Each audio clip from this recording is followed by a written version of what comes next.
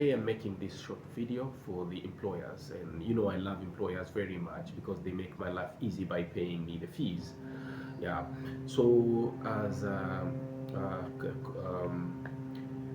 labor law practitioner and labor law professional, I want to check section 37, subsection 5 of the Employment and Labor Relations Act, Cap 366 of revised edition 2019, which currently is section 38 of the Employment and Labor Relations Act, revised edition 2023. This provision of the law requires that an employer should not take any disciplinary action in forms of termination against uh, the employee who has been charged with a criminal case.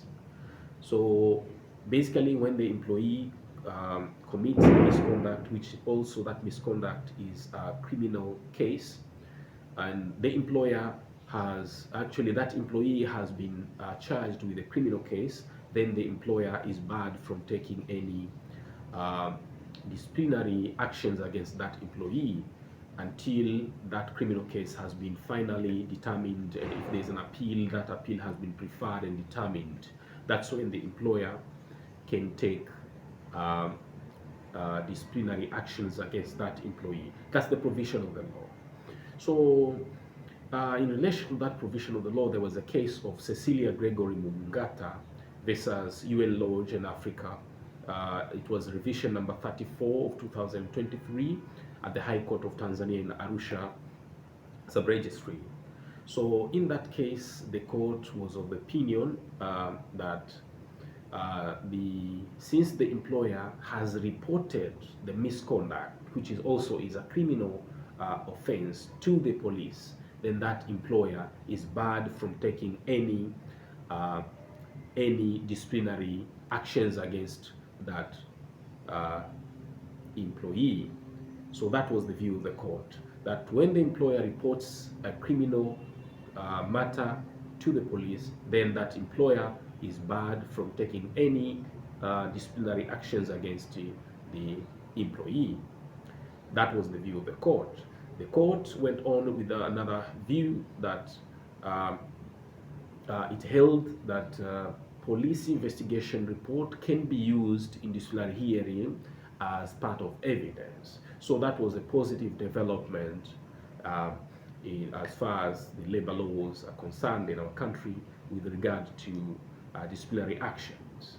So if we check the provision of the law, which by then in 2019, it was section 37 subsection 5, which now is section 38 subsection 5 of the revised edition 2023, which is currently in operation. If we check that provision of the law, it says the employer should not commence any disciplinary actions against the employee who has conducted a disciplinary misconduct, which also is a criminal offense, and that employee has been charged uh, um, with criminal case. So if your employee is charged with criminal case, you are barred from proceeding with disciplinary actions.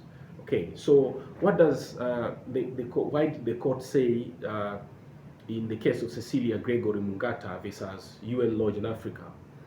Why did the court say that when the employer has reported the matter to the police, then the employer is barred from taking any legal disciplinary actions against that employee?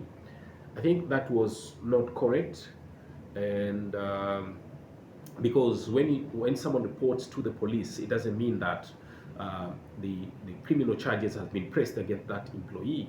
So by just reporting to the police, it doesn't mean that the employee has been charged. A formal charge is drawn or is drafted by um, the public prosecutors, and it's read in court. So we can say the correct position of the law is supposed to be when the employee has been taken to court on criminal charge, then that's when the employer is barred from taking any disciplinary actions. So My view is supported by the correct position of the law, or the correct position of the case, the correct position of the court.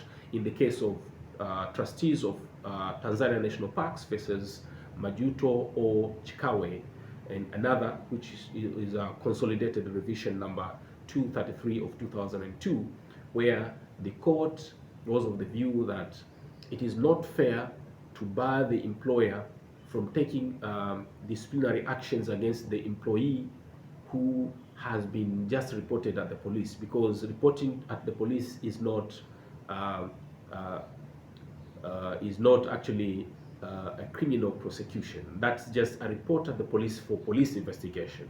So if you are the employer and you have the employee who has who has committed a misconduct, which is also is a criminal case, you first have to report to the police, because that is a criminal case. You report it to the police. You report for police investigation. Then immediately before the police has taken the matter to the prosecutor, and the prosecutor takes it to the court, you have to make sure that you have finalized all the criminal, all the disciplinary actions, including investigation of the misconduct, pressing the charge against that employee, the labor charge, the misconduct charge, and summoning them for disciplinary hearing, and hearing and determining the disciplinary hearing, and allowing the employee to file an appeal if there is any appeal against the decision of the disciplinary hearing. Then you finalize by terminating that employee before the case is taken to the court. Because once the case has been taken to the court, as per our laws, the Tanzanian laws, then you as the employer will be barred from taking any discipline